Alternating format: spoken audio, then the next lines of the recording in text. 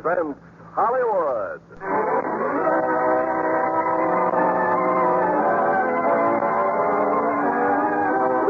Company, the makers of Lux Toilet Soap, brings you the Lux Radio Theater, starring Janet Leigh, George Murphy, and Donna Corcoran in Angels in the Outfield.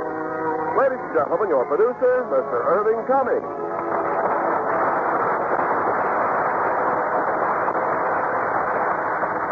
Greetings from Hollywood, ladies and gentlemen. Tomorrow night, our own Hollywood stars open their baseball season at home. And next week, the first baseball will be pitched in the Eastern League. It will be a while before we know which teams will end first and which last. But in tonight's play, Angels in the Outfield, we will tell you about a team which started 7 and steadily got worse until they received some unusual heavenly help. And as our stars of this whimsical comedy for Metro-Goldwyn-Mayer, we have George Murphy. And in their original roles, Janet Leigh and Donna Corcoran. Well, I've never seen an angel, but I've seen some angelic complexions.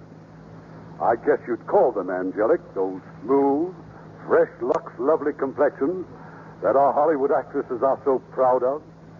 They love that fresh, radiant appeal that they can be sure of with Lux Toilet Soap regular. Those Lux facials are so wonderfully easy, and yet so effective. Now, Angels in the Outfield, starring Janet Leigh as Jennifer Paige, George Murphy as Guffy McGovern, and Donna Corcoran as Bridget.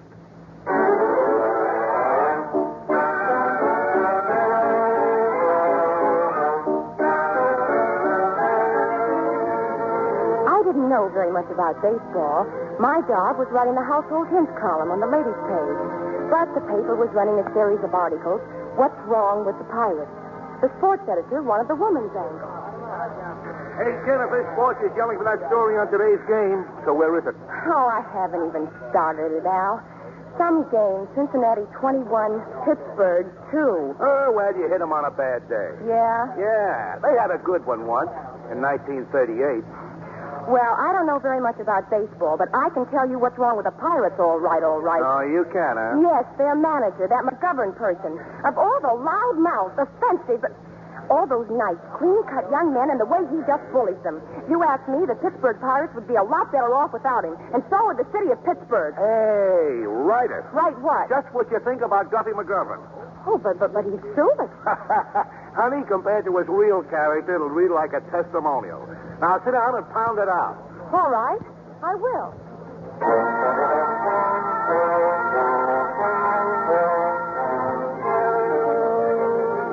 The sports editor must have liked my story. He said he wanted more of the same personal stuff about Guffy McGovern. But the only place he could be found in public, outside of the ballpark, of course, was John's Steakhouse. They had the best steaks in town.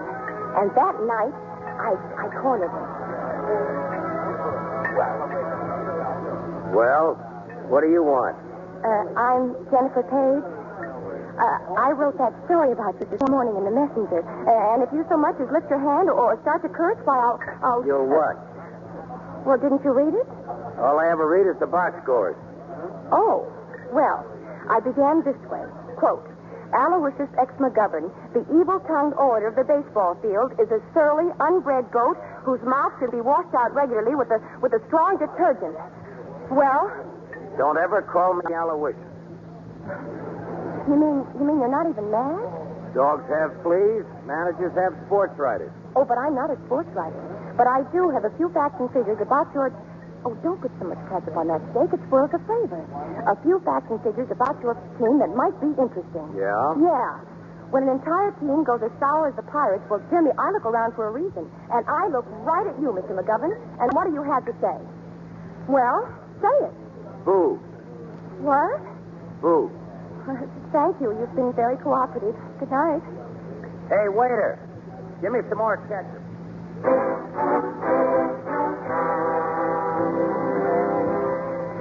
Guffy McGovern. And a more obnoxious, overbearing...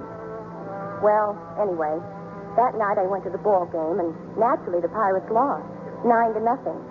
After the game, Mr. McGovern disappeared into the dressing room. And you, Mr. Baxter, don't be so modest. Why, you made 2 of those 7 errors all by yourself. Oh, I'm certainly proud of you athletes tonight. I'm sorry, Guffy. The lights got in my eye. But I worry about your son. You're going to catch a fly ball one of these days and knock your front teeth right down your throat. And who have we here? Oh, yes, the famous Saul Hellman.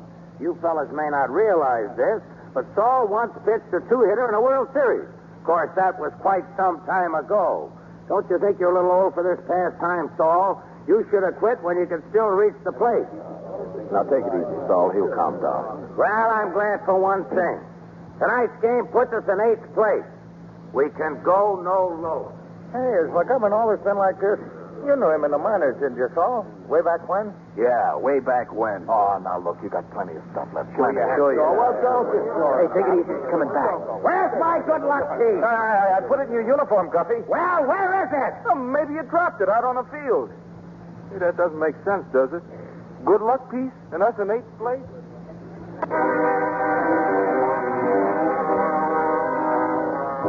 Well, that's why Guffy McGovern left the dressing room and went out to the empty field. The lights were all out, but the moon was full. And Mr. McGovern got down on his knees and started to search for his good luck piece. Mr. McGovern was talking to himself. And a few of the things he said are repeatable, such as... Empty-headed bucket brain. Don't tell me I lost that good luck piece. You've misplaced it somewhere, you half-witted, lame brain. Oh, shut up for a change. What? Who said that? Who are you? Close your fat mouth. I want to talk to you. If that's some wise guy in the public address system, I'll bust his snoot. You bust nobody's snoot if you know what's good for you. You've been busting snoots and polluting the air with your foul talk long enough. Frankly, we're fed up. Is that so? And who are you, might I ask? An angel. How's that? I'm an angel. Now, let me get my hands on him. I'll make an angel out of him. None of your lips or I'll boot you over the center field wall. I can get just as tough as you. Remember that. I'll murder this guy. The angel Gabriel's taken a personal interest in you, Big Mouth. It seems someone down there's been sending up a lot of prayers on your behalf. One punch. That's all I ask. One punch. But before he answers those prayers, there are certain rules, McGovern, and I'll give them to you back. Look, wise guy, I'm going to find out who you are if I got... As I was saying, rule number 1, cut out the blasphemy. Number 2, quit making life miserable for everyone around you. Number 3, and this is important, love and stop slugging thy neighbor. Do you hear me? I hear you fine. Now stand still and listen, or I'll blast you with a bolt of lightning. See? Don't rile me, boy. Don't rile me. Brother. Now, I'll make a deal with you, loudmouth. Lay off swearing and fighting, and I'll win you some ball games. I might even win you a pennant. You play ball with me, and I'll play ball with you. How Well, how do I know you're what you say you are? Thunder and lightning's not enough, huh? Okay, Aloysius, you trusting soul, look for a miracle tomorrow night in the 3rd inning. What kind of a miracle? Tomorrow night in the 3rd inning. Hey, now, wait a minute, will you? And just then, in the moonlight, a feather floated down from nowhere. It could have come from a passing seagull, if seagulls ever fly over Pittsburgh. Or it could have come from an angel's wing. Well, anyway, Guffy McGovern stared as it floated down, and there on the ground, where it landed, was his good luck piece.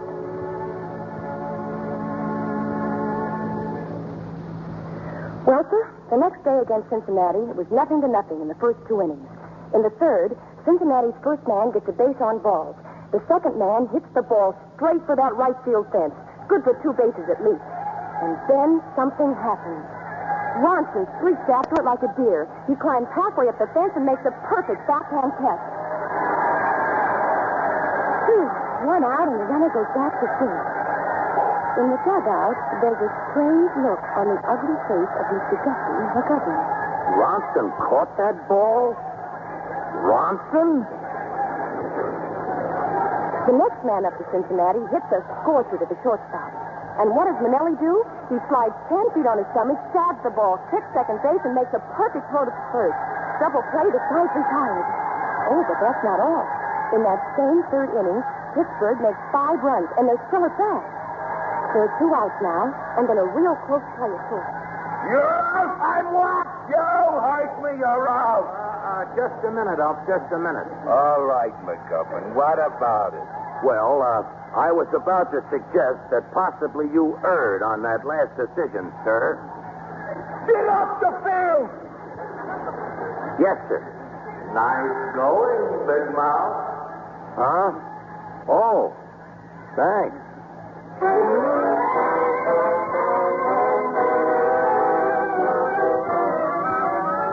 Pittsburgh won 12-0. Then they left town and went on the road. They won 10 straight games. Oh, yes, the Pirates had come to life. And Guffy McGovern was a changed man. Well, the team was in 6th place when they played the Braves in Boston. And with the 9th inning, the Pirates were leading 8-6. And then, of course, the inevitable happened. Something known as a rhubarb. In no time, players from both teams were on the field, and in the center of this activity was Mr. McGovern. But so gentle, so polite. Now, fellas, please now. Just take it easy. I'll handle this, gentlemen. Get out of my way, you bow-legged ape! That was the manager of the Braves. And that ill-timed remark was just too much for Mr. McGovern. He started out with... You fed him out, donkey, you buckethead. And proceeded from there, as only Guffy McGovern could. As they say, the grass in the infield turned blue. Well, I can't vouch for that, but I can for the fact that the Pirates lost the game.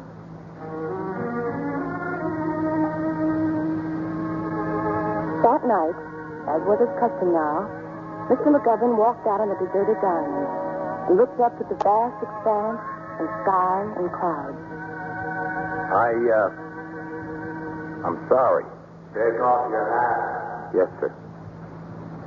Now, look, all I said this afternoon I was... heard every word. Don't repeat that. But the guy called me an ape. Bow-legged ape. Yeah. Well, you are a little bow-legged. Well, what am I supposed to do? Take it as a compliment?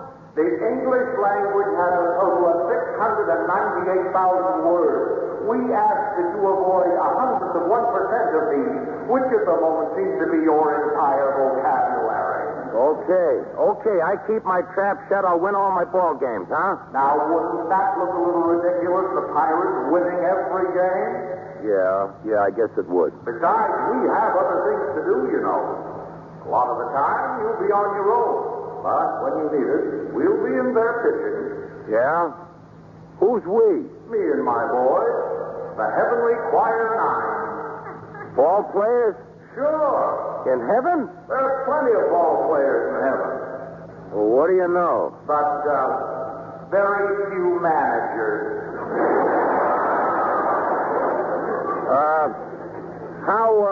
How do your boys help? Oh, they sort of get behind your boys, throw out a few quick hunches. When your boys played ball down here, did I know any of them? Did I ever know you? Oh, we might have run into each other. On what base?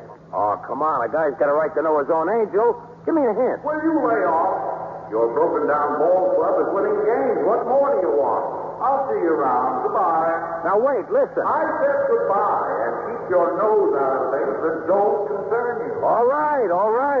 Don't go away sore, huh?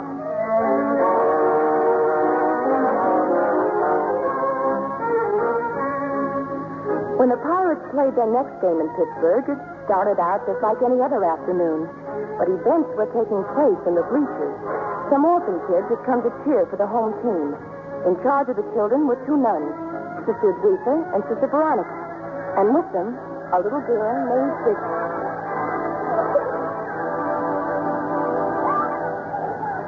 Who's picking, Sister Edwitha? I think that's Mr. Marty, dear. 1-4, lost 6. No control. Oh, don't worry about Martin. He's super. Let's go, Marty. Show how much you did in Boston. Pass the peanuts, Bridget, dear.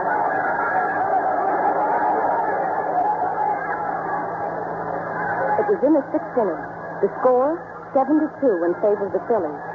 And then suddenly it happened. Bridget, the little girl, saw something. Look at the angel behind Mandicott. What did you say, dear? The angel behind Mandicott. Oh, and there's one behind Ransom, too. And Rockford and Lucindy. Why, there's one in back of everybody. One what? Angel. Get her out of the sun. Yes, come along, Bridget. Let's move back a few rows. How do you feel, dear? Oh, I feel fine, but I still see him. Angel. If people should hear you, dear, you'll get us in trouble. But I still see him, sister, big as life. In the outfield, in the infield, and even on top of the scoreboard. Bridget, do you want us to leave and not come back? Oh, no, please. Very well. Now, no more angels.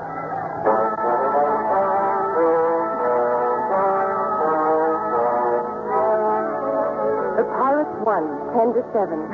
It was getting to be a habit. On the way out, I ran into one of the park policemen. It seems he had overheard the little girl in the bleachers. The orphan who saw angels. Oh, it was a real break for me. Well, the next morning, when Guffy McGovern opened his door and reached for his morning paper, he had quite a shock. Angels help Pirates win, says Orphan Moffat. McGovern team gets celestial aid in defeating Phillies. And 30 minutes later, he was at the home, St. Gabriel's Home for Orphan Girls. I'm Sister Edwitha, Mr. McGovern, Mother Superior. Well, I'm pleased to meet you. Now, about that kid, It's about Bridget. How the paper got the story, I have no idea. But I think it's best for all concerned that we just forget all about it. Yeah, but, well, excuse me, sister, but you don't know baseball. Baseball fans. See, the fans want answers, see, and I'm the manager. I got to supply them. A little girl sits too long in the sun, and she thinks she sees something. Surely you don't believe they were angels? Me? Well, would it do any harm just to talk to her? I don't want the child excited. Oh, I won't. No, ma'am. I promise. I've sent for her. She's waiting just across the hall. You may go in, Mr. McGovern. Oh, thanks. Thanks. Much obliged. Hi, Mr. McGovern. I'm glad to see you. Well, kid, did you read this in the paper? It says here that yesterday you saw angels. But I did. You're sure, huh? How did you know there were angels? Well, by their wings, Mr. McGovern. Wings, huh? Well, sort of like wings. No baseball uniforms? Well, sort of like uniforms. What color socks? I couldn't see. Their robes were too long. How many were there? One behind each player. The Pirates, I mean. And one on the scoreboard and one in the bullpen. Was there one behind me? Uh-huh. Is he there now? Who's that? That statue? Yeah, the statue. Well, that's St. Gabriel. It figures. Look, about the other kids, your friends. They didn't see anything, huh? Just you. Now, why was that, do you suppose? Maybe because I've been praying for you. Me? You've been praying for me? The whole team. Ever since you hit the slump. Well, thanks, kid. Hey, that was pretty nice of you. Well, you needed help, didn't you? We sure did. I prayed to St. Gabriel. He's our patron saint. Hey, what's your name? Bridget White, 8 years old. How long you been here? 8 years. Been nice talking to you, Bridget. Well, so long, kid. So long. Oh, and about those prayers. Keep them coming, huh? Yes, sir. And I'm glad to have met you, Mr. McGovern. No, you may not do it, Charles. I'm sorry. Now, please go away. The whole story is ridiculous. There's Mr. McGovern now. Why don't you ask him? You heard what the sister said. The same goes for me. No comment. Lay off me, will you? You want to know about angels? Ask her, Miss Household Hint. She wrote the story. Now get out of my way. I'm going home.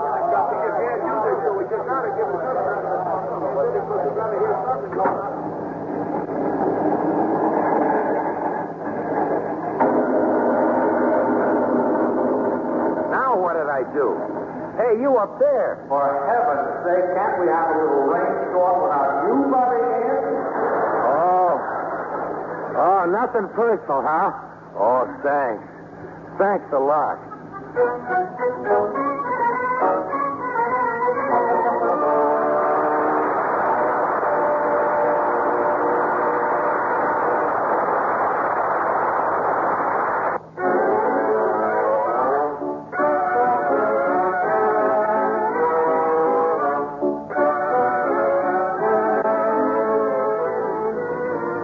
thing was certain.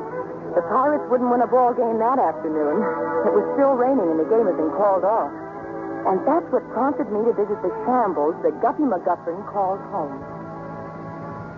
Oh, it's you, huh? Uh-huh. Okay, come on in. I'm only here to say I'm sorry. Honestly, I had no idea that story about angels would raise such a fuss. Well, if I had, I never would have... Oh, what a mess this place is. Well, I never would have written it. Your big mistake was showing up at that orphanage. So I made a mistake. All those other newspapers? Well, they're just going to make a monkey out of you, that's all. Goat, monkey. I'm used to it. You know, if I were you, McGovern, I'd make a statement and protect myself. To you? Sure, why not? My goodness, I just don't see how you can live in such confusion.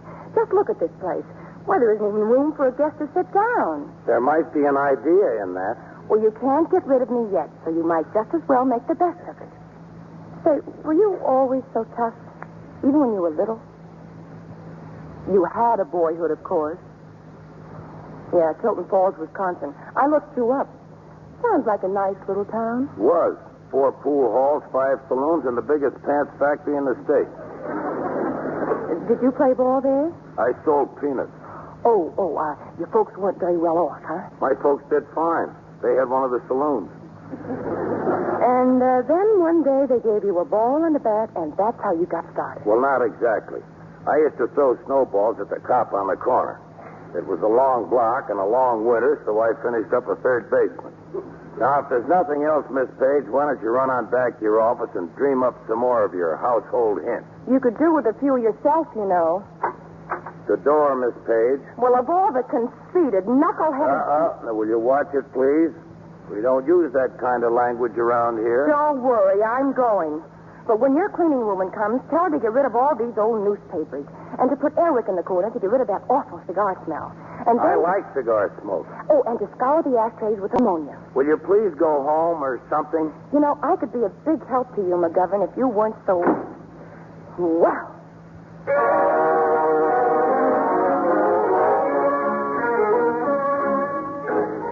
Well, a long walk in the rain helps me to cool off. Before I knew it, I found myself at the St. Gabriel's home for orphan girls. I had a nice talk with Sister Aretha and little Bridget, and I got permission to take Bridget to the baseball game the following afternoon. Oh, she had a wonderful time. Of course, the boys in the press box kept showing up with a steady stream of hot dogs, ice cream, 7-Up. How's this, Bridget? Vanilla okay? Oh, thank you. Al, I think that's enough. She's only 8 years old. Well, how's it going, honey? The angel's working yet? Well, now, you be sure and let us know, won't you? Let us know, won't you? Do you live all alone, Miss Paige? All by myself. That must be nice. Why? I mean, instead of having a lot of kids around all the time. Oh, well, that depends. I always say, why not live alone if you can live alone? Take like if you had someone around the house all the time, you couldn't even come to the ball game when you wanted to. Well, not unless I brought her with me. Oh, look. What's the matter? They're warming up. Who? The angels. Oh, now, Bridget, no. Here they come, out on the field. Bridget, there's no one on that field except the players and the umpires. Can't you see them? There's one behind every player. Oh, come on. We're getting out of here right now. Look, fellows, we're leaving. That's all there is to it. Bridget, how many angels? How many can you see? 9, and 1 extra for Mr. McGovern.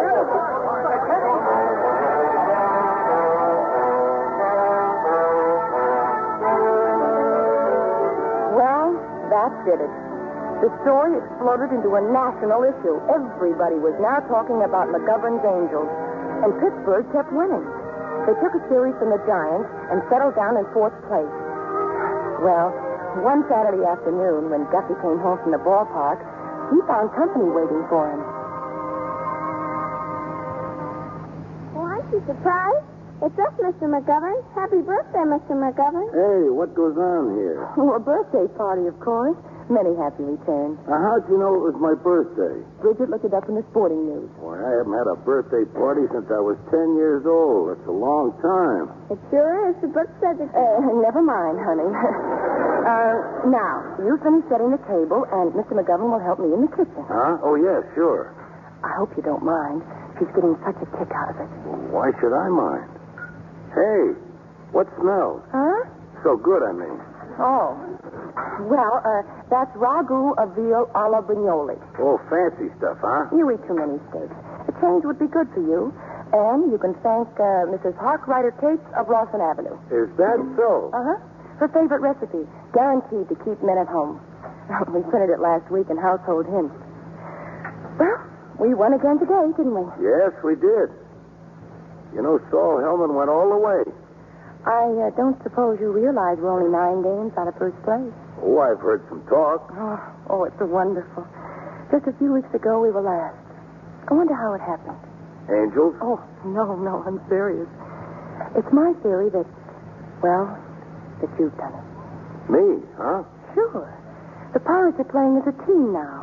You're not losing your temper, you're not yelling your head off, and you're not swinging on people. Sister Louisa says never swing on people. You should turn the other cheek. There, you see? Well, I guess we can sit down now. Here's your present, Mr. McGovern. This one's from Jennifer. So open it. I don't mind saying I'm kind of excited. Well, what do you know? A necktie. It's not too loud, is it? Yellow and green? Who says it's loud? Gee, thanks a lot. And now here's mine. Well, it's pretty hard to wrap on account of its round. No, a baseball. Only it's not just an ordinary baseball. Jennifer sent it into the clubhouse and all the Pirates signed it. See? An autographed baseball. Well, that's just what I wanted. Well, how about eating this while it's still hot, huh? Oh, what's the matter, Bridget? What about Grace? Grace who? Oh, Grace. Yeah, I almost forgot. Why don't you lead off, Bridget?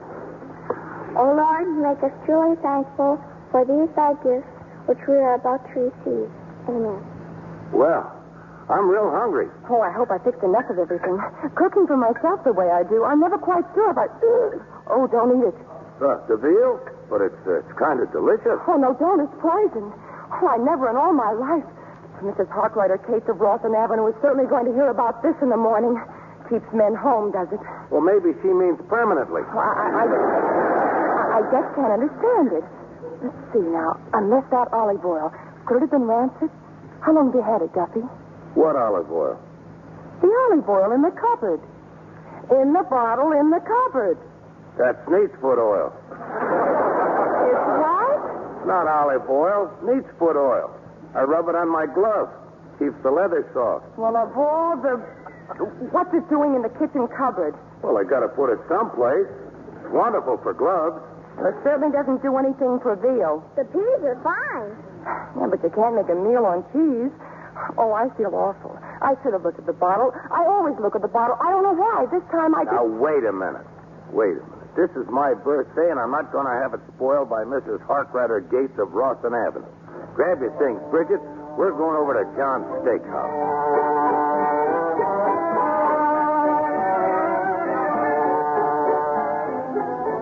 Guffy's birthday dinner at John's Steakhouse was a big success. You see, at John's Steakhouse, they very rarely cook with neat foot oil. And later that night, when Guffy walked me home... Well, this is it, Guffy. Here's where I live. What's the matter? I've been thinking about that kid, Bridget. She just adores you, you know. Have you ever thought of adopting her? Who, me? Sure. What would I want with a kid around the house? Besides, a thing like that, well, it presents certain problems. What kind of problems? Oh, problems? So you have been thinking about it, huh? Well, I asked her. I asked Sister Edwitha. Oh, forget it. Well, it's been a wonderful evening. Thanks, Guffy. Wait a minute. What? You know, a long time ago, I played third base in Minneapolis. Mm-hmm. There was a dame in St. Paul, the nicest girl I ever knew. Oh? Yeah, we did a lot of talking, and I made some big plans. Only they didn't include a certain shortstop, the one she finally married. It was quite a blow. I can imagine. I guess I've been taking it out on everybody else ever since. Well, good night. Good night, Guffy.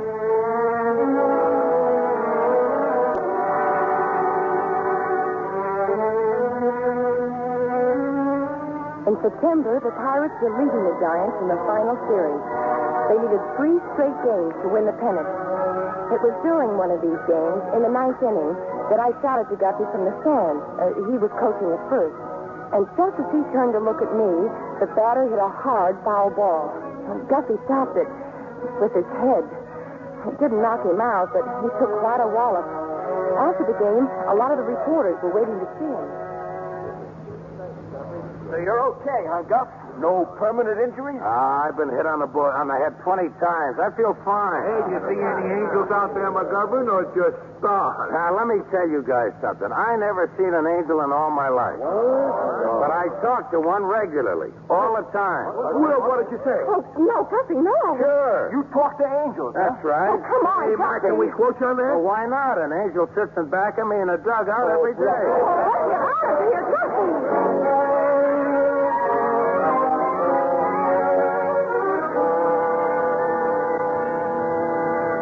I don't know why he said it, if it was that knock on his head or what. But he certainly said it, and the papers had a field day. Poor Guffy. They kidded him without mercy. Pictures, stories, even radio and television. Only one person took it seriously, Bridget. Look, sister, isn't that wonderful? I see him and Guffy talks to him. Now, among those who gave the story its biggest ride was a sports announcer named Bayless. Some months back, when the Pirates were in the cellar, Guffy had taken a swing at Mr. Bayless, and Mr. Bayless had never forgotten it. And one night on the radio... And his latest little stunt is an unqualified admission to the press that he converses with angels. That's right, angels. Oh, for heaven's sake, you were hit in the head. You could have said anything. Wait a minute. I want to hear this. The manager of the Pirates is unworthy of the high position he now commands. Guffy McGovern is emotionally unstable and guilty of conduct detrimental to organized baseball. Why, no His good. supporters claim his peculiar statement was made after being hit on the head with a line drive, that he is not responsible. You see, he admits it. I would like to ask Mr. McGovern a question. Was he responsible 7 weeks ago in Boston? How about it, McGovern? Boston? 7 weeks ago, were you or were you not sound of mind and limb? Well, here in the studio tonight, folks, is a man who can answer these questions. Is a what? Would you tell us your name, please? Patrick J. Finley. I'm groundkeeper at Braves Field. I don't. Now, will you please tell us what you saw at Braves Field about 7 weeks ago? Well, I saw Mr. McGovern. He was sitting on second base after the game. What was he doing? He was talking. Talking? Who to? Well, that's it. There wasn't anybody there. What did he say? Well, I couldn't hear everything. I was sweeping out the dugout. But one thing he said was, I have a right to know the name of my own angel. Well, he said that? My own angel? Yes, sir. Then he said, don't go away mad. Thank you, Mr. Finley. Now, I ask you, baseball fans, and you, Mr. Commissioner, is this the act of a normal, reasonable man? Well, as much as I hate to say this, I think that Mr. McGovern should take a long... I didn't see Guffy after the game that night. Nobody seemed to know where he'd gone. But maybe you know, huh? Well, you're right. Around past midnight, when Forbes Field was completely deserted, Guffy sneaked out to second base, looked up at the sky, and started talking. It's me again. Well, it's about the boys. They get nervous, see? All this stuff in the papers about me talking to angels. Who told you to blab about it? Well, nobody. But if this keeps up, they're going to fall apart. I thought maybe you got something you could suggest. Oh, they're just nervous. Perfectly natural at a time like this. How are you doing, boy? Me? Oh, great. They're only trying to throw me in the loony bin, that's all. And just to make matters worse, I'm fresh out of pictures. That's all? Well, you ought to know. Martin's got a bad arm, Clark's on the sick list, and Saul Hellman's an old man. He wouldn't last 3 innings. Yeah, Saul's pretty tired. 16 years is a lot of pitching in the major leagues. Well, it's his last one. Next season, they'll want to send him to the minors. That won't make any difference to Saul. He won't be around next season. What? We're signing him up in the spring. Saul? Oh, no. Yeah, everybody gets to play up here sooner or later. But Saul, we were friends, pals. At least we used to be. He was a great pitcher once. He pitched a 2-hitter in the World Series. Yes, I know. I was there. Good night, McGovern. Yeah. Good night.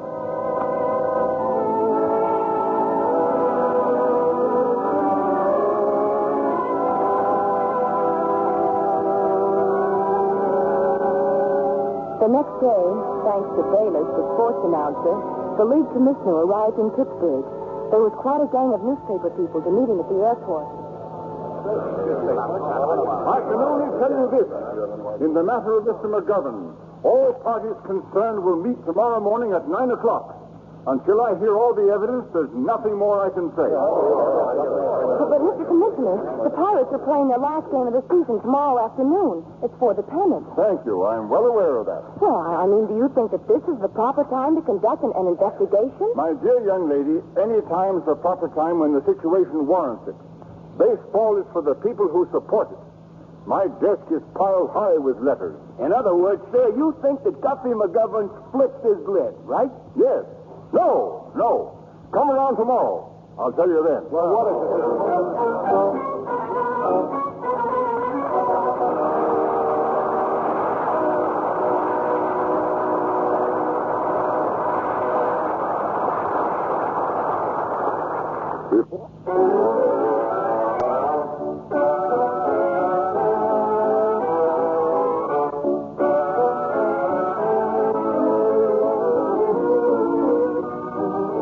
Guffy's hearing was more like a courtroom trial. The investigation hinged on 2 points. 1, are there such things as angels? And 2, is it possible to talk to them? Now, how long have you been practicing psychiatry, Dr. Blaine? 18 years, Commissioner. Well, you've heard McGovern's account of how a group of angels helped his ball team. How did his story impress you? Well, originally man worshipped the sun, the moon, or stones and trees. But with the rise of religion, man felt the need of a closer alliance with the Supreme Being. So he invented the angel. Invented? Precisely. Just as a hurt child will run to its parents, so will man turn for comfort to a belief in angels. Mr. Bayless? Yes. Now, when this belief takes the form of actual conversation with angels, Doctor, what's your professional opinion? I'd prefer not to say, Mr. Bayless, but I'd be very happy to see Mr. McGovern in my office. Well, Mr. Commissioner, Well, McGovern? I'd like to introduce 3 witnesses for the defense. Why, of course. You gentlemen over there. I don't know any of them, Mr. Commissioner. My name is Guffy McGovern. I'm Dr. Danforth of Trinity Church. Rabbi Alan Hahn of Temple Israel. Father O'Houlihan, Church of Our Lady, Queen of Angels. Well, thanks. Well, I suppose you know the general idea in back of this hearing, so what do you think about it? I mean, do you suppose there might be angels? Lead the way, Dr. Danforth. Well, to deny the existence of angels is to deny the word of the Holy Bible, which is specific on the subject. From the ancient Hebrew text, we have the words Bnei Elohim, the sons of God, Gedushim, the holy ones, and how do you pronounce that? Malachim. Malachim. Thank you, Rabbi. And Malachim, the messengers. Now, all of these may be translated angels. You'll check me on that, Brother Hahn? It was an angel who guided the children of Israel to the promised land. And in Psalms, we again find an angel, the protector of man. Angel of the Lord encampeth around them, and so forth. Father O'Houlihan? Seeing as how there are whole coveys of angels flitting through the pages of the Holy Scriptures, both Old and New Testament, I don't see how I can get out of saying I believe in them. I imagine the commissioner does, too. Now, please, just leave me out of this. Father, do you also believe that angels play baseball? Well, now, son, considering all the great wonders that angels have performed, I'd be much surprised if they couldn't play baseball. But would they? Is it likely that a group of angels would lend support to a man like Guffy McGovern? If a man should have 100 sheep, and one of them should go astray, does he not leave the 99 in the mountains and go and seek that which has gone astray? That's from Matthew, son. And besides, the Lord isn't as small-minded as some of us mortals. And now, Mr. Commissioner, I had a short talk with Rabbi Hahn in the elevator, and we both discovered that we're seeing a ball game at 1:30, so if you don't mind... Oh, not at all, but you'd better hurry. No, and if Dr. Blaine would care to see me in my office, I'd be very happy indeed. Hey, fellas, why are you sitting? Well, gentlemen, I've listened to both sides, and frankly, I'm baffled. I'm sure we'd all like to believe in angels. I know I would. But if I only had just one tiny bit of concrete evidence, no matter how... Oh, excuse me. Are you sure you're in the right room, sister? I think so, Mr. Commissioner, and I'm sorry I'm so late. This child is Bridget White. She wants to testify for Mr. McGovern. Mr. Commissioner, a minute ago you were all set to make a decision. Now let's get on with it. I don't want anyone hammering away at this kid. Sister, won't you please get her out of here? Mr. McGovern, what are you afraid of? Huh? Well, okay, kid. Sit down, huh? Bridget White. Where do you live, little girl? St. Gabriel's Home for Orphan Girls. You believe in angels? Doesn't everyone? Well, no. No, they don't.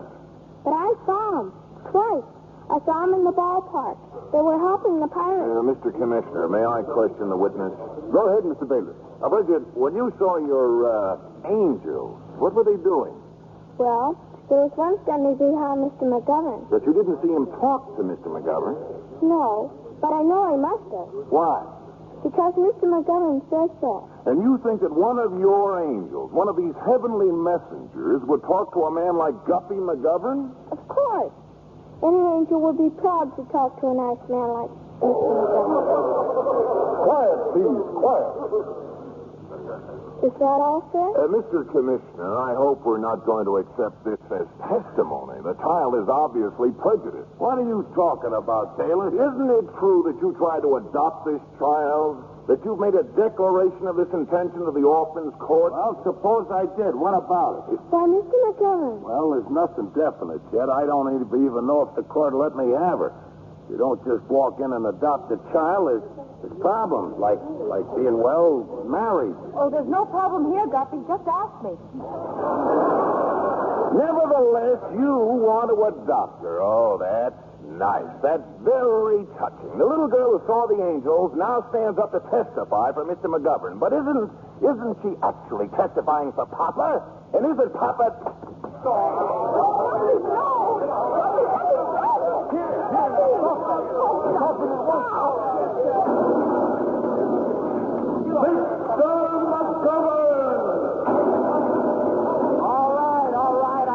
The first time, but I'm not going to let this pinhead sit over. Thank you. Gentlemen, I think in view of the facts, all things considered, this case is dismissed.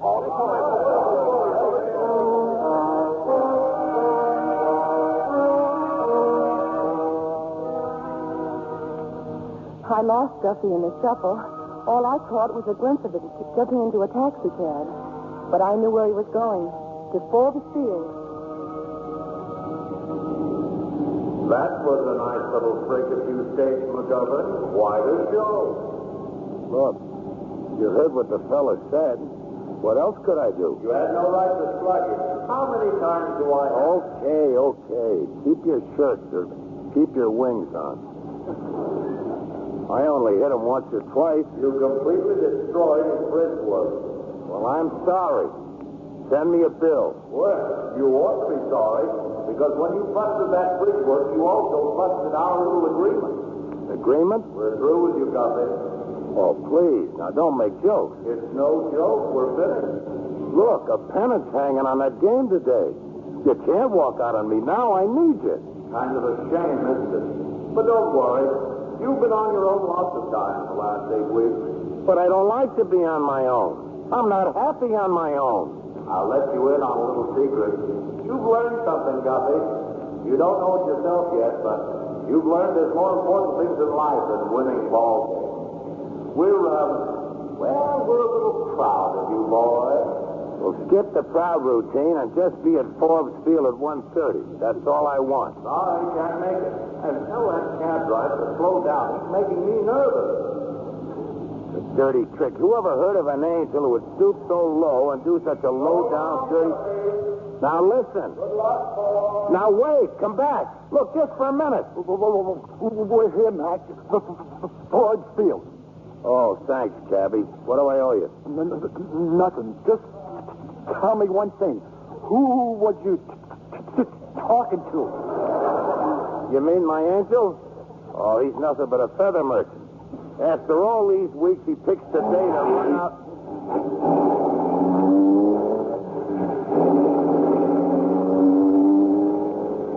What a character.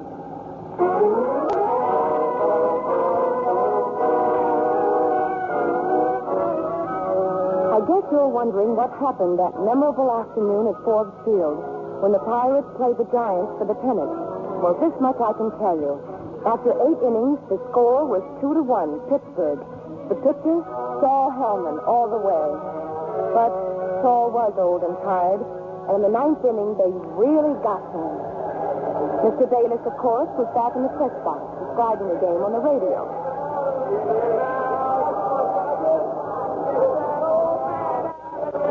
Yes, Hellman's been very shaky all the way, folks. But for some reason, McGovern's insisted on leaving him in the game. But the Pittsburgh fans can be denied no longer. Guffy McGovern has finally made up his mind to take Hellman out. But it may be too late. A hit could win this ball game for the Giants. Guffy's out on the mound right now, talking to Hellman. Hard to say who'll replace him. 2 Pittsburgh pitchers have been warming up.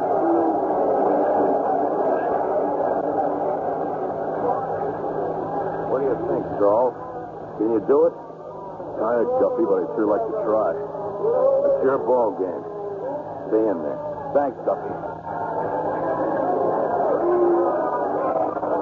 Ladies and gentlemen, Mr. McGovern has just made the ball-head play of his career. He's leaving Hellman in the ball game. The bases loaded and Gobi Rascala at bat. Rascala, who leads the league in runs batted in. If he bats one in now, Mr. McGovern had better leave town. Well, Hellman's taking his time out there. That tired arm needs every second of rest he can get. He glances at his outfield. Here it comes. They've been hitting that first pitch, but not this time. Rascala swung and he missed. Strike one. Hellman goes for the rosin bag now. Takes off his cap. Wipes his forehead. Looks at his catcher for the signal. Takes the signal. Gets another. Goes into the windup. Here it comes. Rascala didn't even argue over that one. A call strike. But he's very cool at the plate. He knows it only takes one to hit it. Hellman still taking his time. He's a very, very tired pitcher right now. He watches the runner at third, rubs the ball, and stands motionless on the mound. All right, into the windup. Here's the pitch. Well, there you have it. Final score, Pittsburgh 2, New York 1. And, of course, a pennant for the Pirates. Well, I hope Mr. McGovern's Angels are pleased with the way things turned out. Are you happy up there, little angels? Why don't you shut up?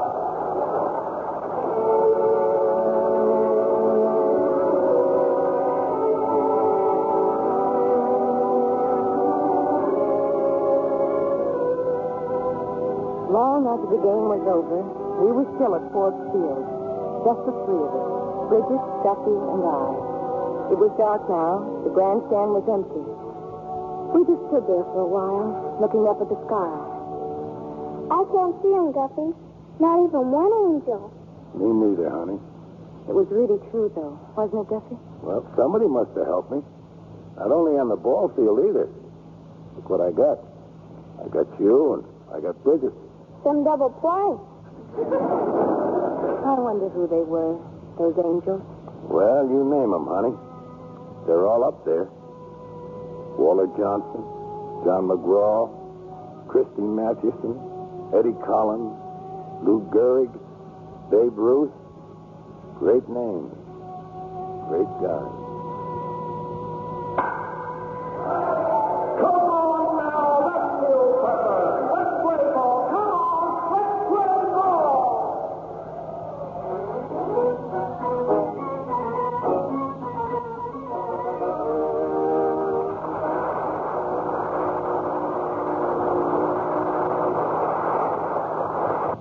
Now, Mr. Cummings with our stars. And here they are, two angels and a cherub, for that heavenly applause.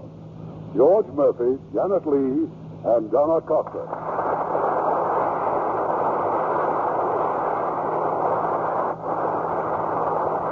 Well, where has Hollywood's ambassador of goodwill been lately, George? Oh, I'm just sort of a roving troubadour, Irving. I speak for my supper here and there. Such belittling and such nonsense. Beside all the wonderful public relations work you do for our town and our industry, how about President Eisenhower's inauguration? What office were you running for, Mr. Murphy? Oh, I wasn't running for any office. I just had the great privilege and pleasure of being in charge of the entertainment for the inaugural festivities. You see, Donna, George is a very special person. He tells other people about our wonderful motion pictures, our beautiful California, our lovely Lux girls. Particularly MGM Lux girls, like Janet and Donna here. I certainly am a Lux girl, George. It's my favorite complexion care. And how about you, Donna? My Lux girl, if I wash my face every day, If you use Lux soap and water, then I'll film on for years and years. You see what I mean about these MGM girls? And then there's Lily, young Bess, confidentially Connie. Who are they? I know Lily is a charming picture co-starring Leslie Caron and Mel Ferrer. And young Bess is just great with Gene Simmons, Stuart Granger, and Deborah Carr. And confidentially, I'm Connie, co-starring with Van Johnson. Wow.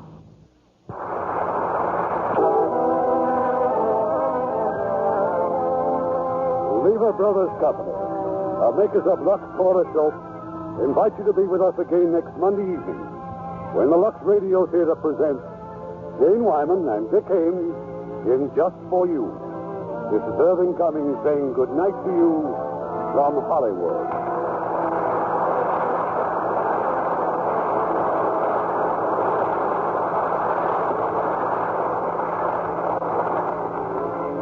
Heard in our cast tonight were Joseph Kearns as the angel, Dan Riss as Chunk, Shep Menken as the umpire, Helen Cleve as Sister Edwitha, Lawrence Dodkin as the rabbi, Herb Ellis as Saul, Stephen Dunn as Bailiff, and Yvonne Patey, Tony Barrett, Fred Mackay, Bob Griffin, William Johnstone, Herb Butterfield, Eddie Firestone, Herb Rawlinson, Ralph Montgomery, and Eddie Marr.